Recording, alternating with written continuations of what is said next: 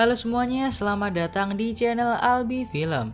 Nah, kali ini kita akan membahas film yang berjudul I Spit on Your Grave yang dirilis tahun 2010. Di dalam film ini bercerita tentang seorang penulis yang berniat untuk mencari ketenangan di sebuah kabin di tengah hutan. Akan tetapi setelah sampai di sana dia malah diganggu oleh beberapa orang pria yang sama sekali tidak dia kenal. Awalnya mereka hanya usil-usil mengganggu, tapi lama-kelamaan mereka semua mulai melakukan hal yang tidak pantas kepada penulis wanita ini. Ingin tahu gimana ceritanya? Mari kita langsung lanjut ke filmnya. Ini dia alur cerita film I Spit on Your Grave.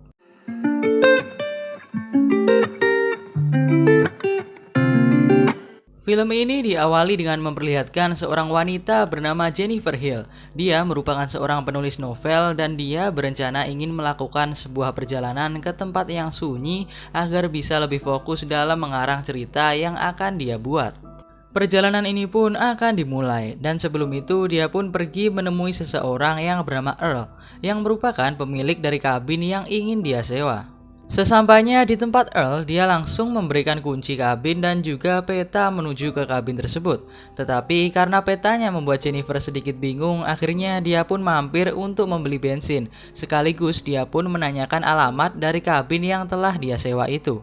Dia pun didatangi oleh seorang pria yang bernama Johnny. Johnny pun langsung memberitahu arah yang benar menuju kabin itu.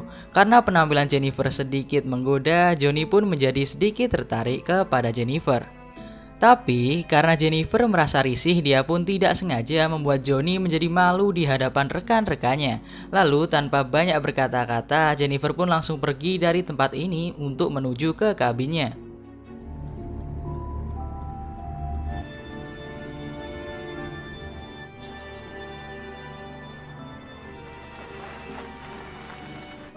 Dia pun mulai menurunkan barang-barangnya dari mobil dan karena dia dari kota, dia pun sedikit refreshing dengan menikmati pemandangan desa yang sejuk ini.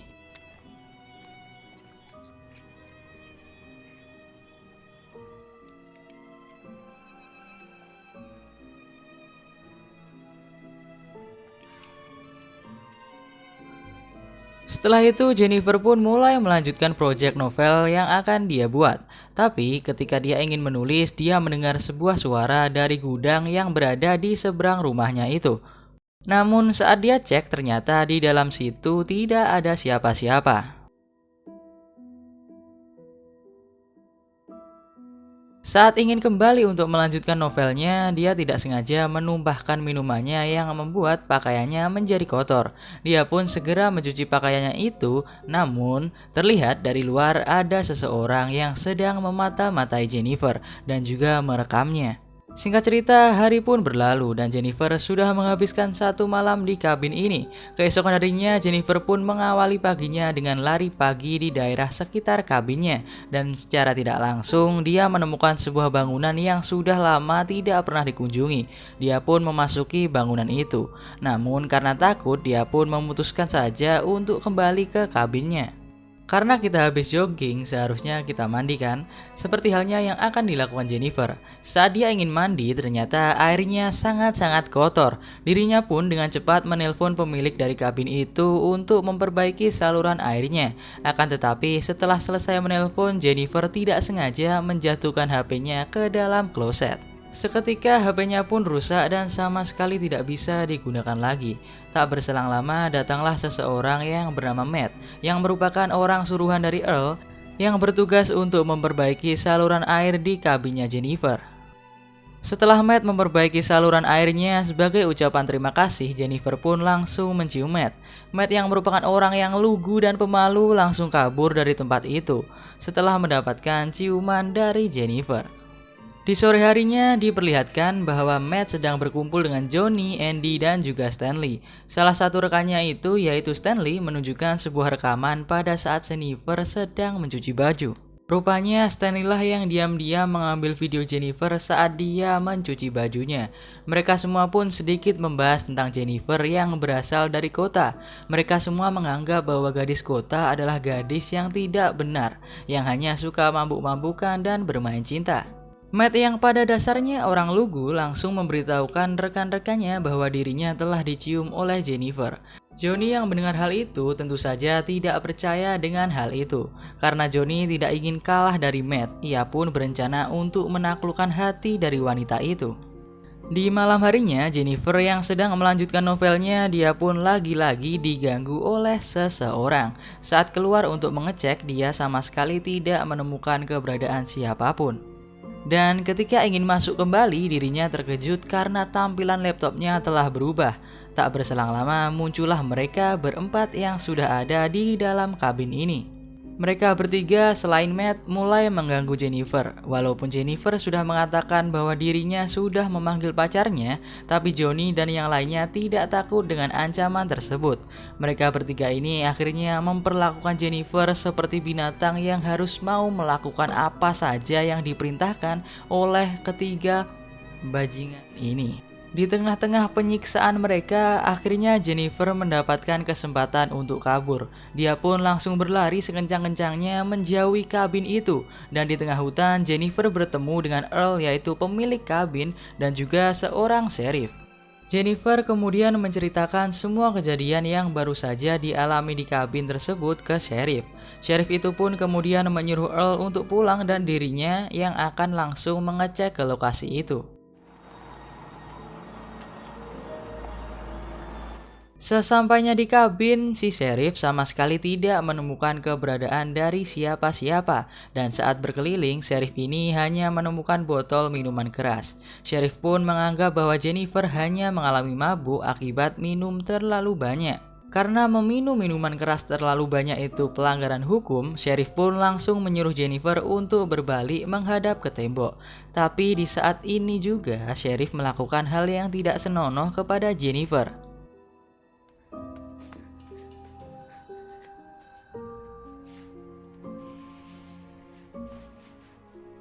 Dan ternyata sheriff sudah bersekongkol dengan 3 orang tadi.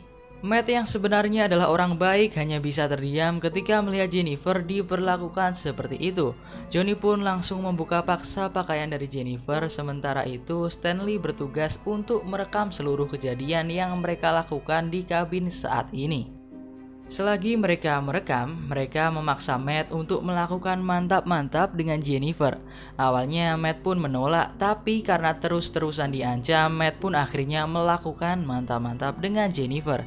Hingga pada akhirnya, Jennifer disiksa dan dinudai oleh para pria-pria ini.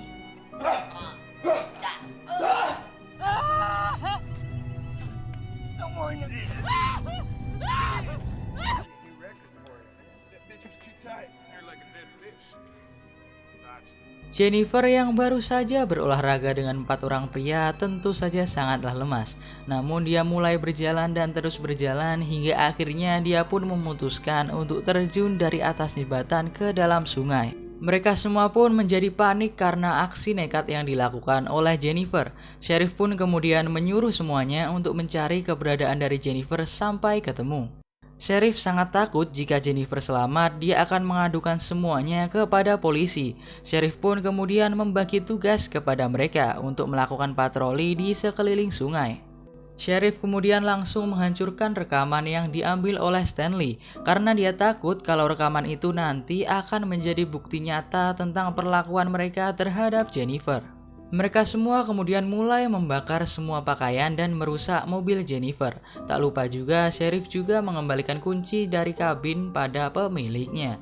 Hal ini dilakukan agar menghilangkan jejak dari si Jennifer. Setelah semua kejadian itu, setiap hari mereka mulai berpatroli di sekeliling sungai.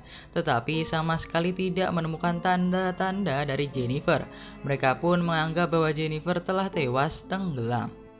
Di tempat lain terlihat Matt merasa bersalah karena telah melakukan mantap-mantap dengan Jennifer. Lalu pada malam harinya, Earl menelpon sheriff untuk menanyakan tentang Jennifer yang masih belum pulang dari kabin itu. Rekannya sudah mencoba menghubungi Jennifer tetapi sama sekali tidak bisa. Earl pun kemudian menyuruh sheriff untuk mencarinya karena kemarin hanya dia yang terakhir kali bertemu dengan Jennifer. Sheriff pun berkata bahwa dirinya akan mencari wanita itu pada pagi hari. Singkat cerita, saat pagi pun tiba, Stanley kemudian menceritakan tentang memori rekaman yang berisi video Jennifer. Saat Sheriff menghancurkan rekaman itu, ternyata rekaman itu adalah kosong. Sebenarnya Stanley telah menyimpan rekaman itu di rumah dan sekarang memorinya telah hilang diambil oleh seseorang yang masih misterius. Johnny dan Andy yang mengetahui hal itu menjadi marah pada Stanley. Mereka menganggap bahwa Matt adalah pelaku yang mencuri rekaman tersebut. Pada malam harinya terlihat Johnny diganggu oleh seseorang. Lalu di keesokan harinya, selesai bekerja, Sheriff memberikan sebuah bunga kepada istrinya yang sedang hamil. Istrinya pun mengatakan bahwa ada sebuah paket yang di dalamnya berisi sebuah rekaman. Saat Sheriff itu melihat cover luar dari rekamannya, tertera bahwa terdapat nama Stanley. Dia pun langsung pergi untuk menanyakan hal itu kepada Stanley. Mereka semua kemudian menceritakan seluruh kejadian yang sebenarnya kepada Sheriff. Dan mereka semua pun curiga kepada Matt karena dialah satu-satunya orang yang tahu tentang hal ini. Sheriff pun meminta mereka untuk segera mencari Matt. Di sore harinya saat sedang berburu, Sheriff dengan sengaja menembak Earl agar tidak menjadi biang masalah pada kasus kali ini.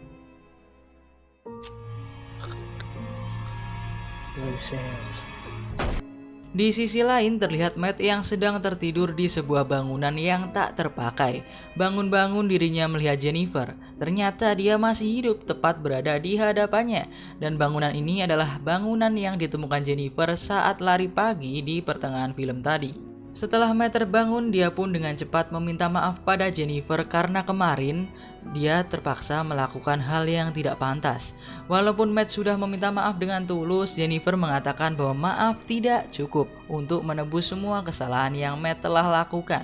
Oleh karena itu, dia pun langsung mencekik Matt tanpa ampun. Keesokan harinya, Andy dan Stanley mulai mencari keberadaan dari Matt yang tidak kunjung ketemu. Di tempat Stanley terlihat dirinya dijebak oleh Jennifer yang membuat kakinya terluka sangat parah. Dia pun langsung berteriak yang membuat Andy datang ke tempat Stanley. Saat Andy panik dan juga kebingungan, dari belakang Jennifer langsung membuat mereka berdua pingsan. Lalu ketika Andy terbangun, dia sudah terikat dan tidak bisa kemana-mana. Jennifer pun langsung memberikan soda api yang akan membuat wajah Andy menjadi terbakar. Dan di tempat Stanley saat dia tersadar, Jennifer langsung menusuk kelopak matanya menggunakan kail pancing. Aksi yang dilakukan oleh Jennifer direkam langsung dari kamera Stanley. Sambil merekam, Jennifer langsung mengoleskan isi perut ikan ke matanya si Stanley. Tak berselang lama, ada beberapa gagak yang langsung mematok bola matanya. Dan untuk selanjutnya, Jennifer mulai mengincar Johnny yang saat itu sedang bertugas di pom bensin. Dia pun menggoda Johnny agar lengah dan dia pun langsung membuat Johnny pingsan dengan pukulannya. Ketika tersadar dirinya telah diikat seperti daging sapi, Johnny pun memohon ampun pada Jennifer, tetapi Jennifer sama sekali tidak memiliki rasa kasihan. Di situ Jennifer tanpa banyak basa-basi langsung mencabut gigi Johnny satu persatu, dan terakhir dia pun memotong burungnya. Karena burungnya dipotong, dia pun mengalami pendarahan yang cukup hebat dan membuat Johnny langsung meninggal di tempat. Setelah membunuh Johnny, Jennifer langsung pergi ke rumah Sheriff. Di situ Jennifer menyamar sebagai guru baru bagi putrinya Sheriff. Pada saat menelpon, Jennifer langsung memberitahukan namanya. Sheriff yang mendengar nama tersebut merasa terkejut dan dia langsung bergegas pulang ke rumahnya. Saat Sheriff sampai di rumah, istrinya kemudian memberitahu bahwa putrinya dibawa pergi oleh Jennifer ke sebuah taman. Dia pun langsung pergi ke taman itu untuk mencari putrinya, akan tetapi dia tidak bisa menemukan keberadaan dari putrinya itu. Ketika dia kembali masuk ke dalam mobil, tiba-tiba Jennifer langsung membuatnya pingsan. Dan saat Sheriff tersadar, sudah ada sebuah shotgun yang mengarah ke belakangnya. Jennifer mulai memasang tali yang satu ujungnya ke pelatu dan ujung lainnya mengarah ke pergelangan tangan Matt yang masih dalam keadaan pingsan. Rencana Jennifer adalah jika Matt bergerak maka Sheriff dan Matt akan meninggal dengan mengenaskan. Nah, ketika Matt bangun, gerakannya membuat pelatuknya terpencet yang membuat Sheriff dan Matt tewas seketika dengan cara yang sangat mengenaskan. Di scene-scene terakhir film ini ditutup dengan Jennifer yang duduk di luar dengan tenang sambil mendengarkan suara kicauan burung di desa yang indah ini. Dan cerita film ini pun selesai di sini. Terima kasih jika kalian nonton sampai akhir. Sampai jumpa di video selanjutnya. Saya mau kembali muli dulu. Ciao.